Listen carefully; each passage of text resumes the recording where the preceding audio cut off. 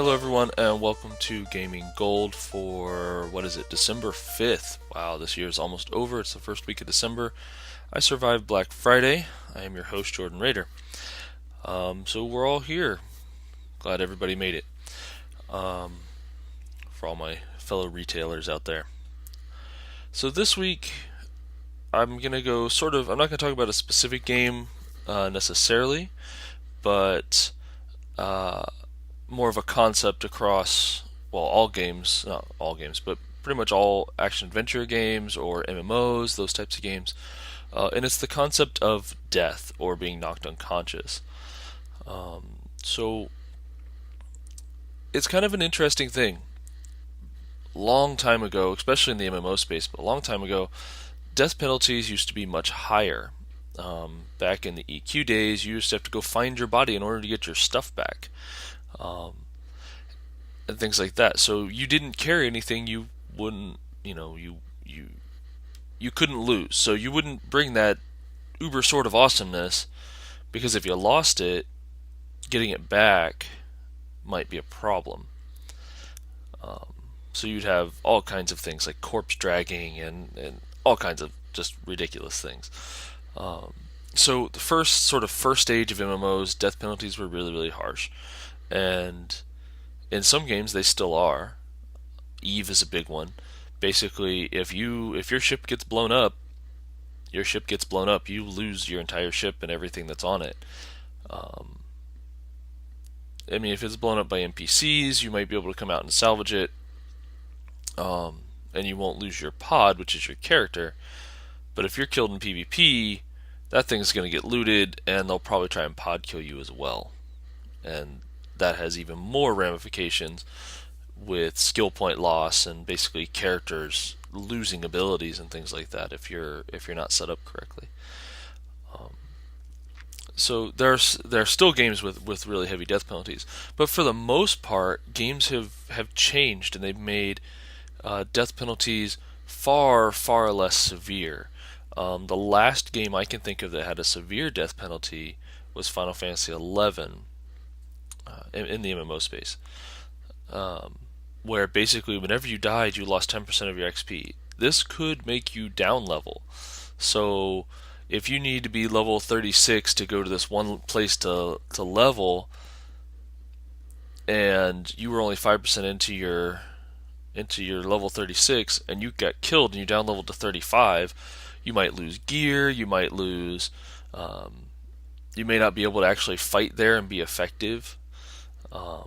And you may say, oh, well, 10%, that doesn't sound like much. But 10% could take you 40 minutes or so to get.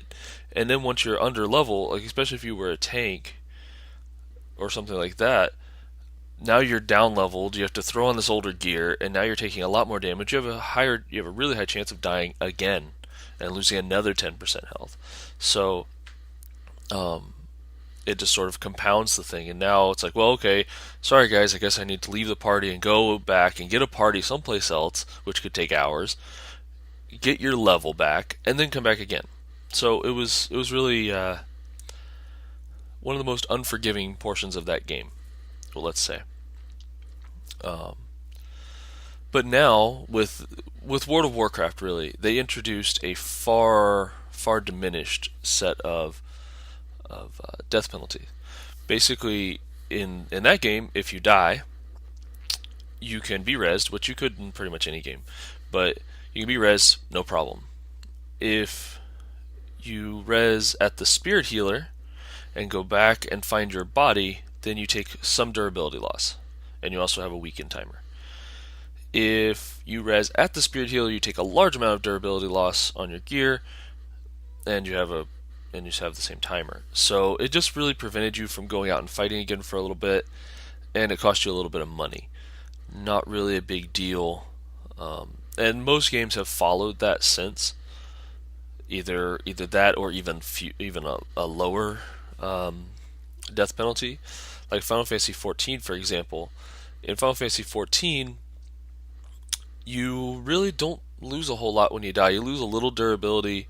If you get battle res, then you have a thing where your HP and all your stats are reduced, and that stacks. So if you die a bunch, then you get more and more reduced stats, and in-game rating, that can be a big issue because there are a lot of things that require you to have like a certain amount of health, and if you don't have a certain amount of health, then you just die. So all those are very important mechanics of the game, but overall the death penalty is really really low. And actually, it really hit me last night in my static group when one of my teammates was like, "Oh, well, we've died a few times. I need to go repair my gear." And I'm like, "Oh, well, I'll check it." And I checked my gear, and I had taken hardly any durability loss. And that was because you don't lose much durability from dying. You actually lose the most durability from using your equipment. So, which is an interesting concept. So if you fight a ton of small things, you'll take a lot of durability loss. If you fight one big thing, you won't take as much, but you still lose durability on every single ability you use. So you pretty much have this amount of time that you can do stuff you before you need to go repair. And there are a number of different things that can factor into that, like in Free Company, we always run the repair thing because we don't do a whole lot of teleporting. We don't have a lot of people that are leveling through dungeons or anything like that, so the 5% XP bonus isn't all that great. I mean, it's useful for fate grinding, but only if you're in a fate grinding group that's actually tagging a lot of mobs. So that's not that big a deal. So we run the repair one. So we really don't get much durability loss. It actually helps us a lot with our rating and things like that. So that's the one we run. It also then negates part of the death penalty as well. So all of those things are very interesting. And that's sort of the MMO space, but it also is in action adventure games. Most action adventure games, their death penalty is just, you lose your progress since your last save, normally. Some of them aren't even that. The new Zelda game, it gives you an option. You can return to the front of the dungeon, or you can return to your house. And that's very important in that game because if you're renting items and you lose all your rented items and you need items to complete the dungeon, you want to go back to the house so you can rent them again. But if you just need to, you can just restart at the beginning of the dungeon and then you can go back through. You really don't lose a whole lot. Some old games, death penalty was much harsher. Think about Sonic, for example. If you need 100 coins to get an extra life in Sonic, and if you're at 98 coins and you get hit, boom, there goes all your coins. Now you got to try and pick them all up, or pick up as many as you can so you can keep going. And if you don't get that extra life, then you could lose all your progress completely, or at least all your progress in that stage. I haven't played a Sonic game in a long time, so I'm not completely sure. Feel free to correct me, post down below or whatever and correct me on that. I know you lose coins when you get hit, and I know you need 100 coins for an extra life, but I don't remember how much progress you lose if you actually fall.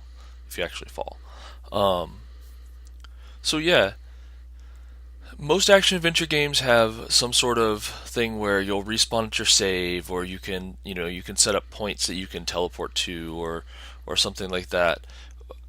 Normally, if you're in a dungeon, you'll go back to the beginning of the dungeon, or you'll go back to a save point or something like that. So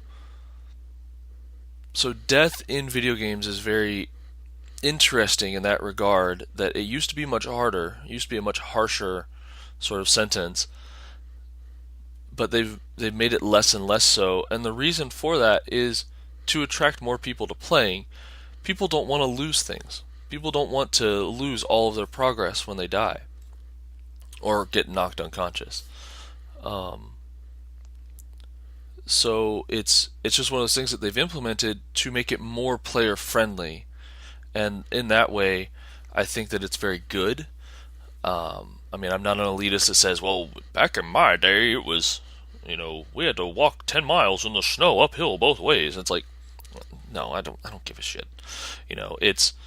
I think anything that you can do that makes your players feel more comfortable, that allows them to be engaged more of the time, is all good. Those are all good things. So by making the death penalties lessened, they're still there, but lessened, then you get your player more uptime, they're engaged more often, and they're more likely to keep playing after they die. So that's everything I had this week, guys. Feel free to like, favor, subscribe, and share down there. Facebook's down there, my Twitter's down there. You can contact me at any and all of those locations if you have questions, comments, have something you want to see in the show, all of those things. Please feel free. I'm always looking for show ideas. And yeah, that's everything I had for this week. Thank you guys for watching. Have a nice day.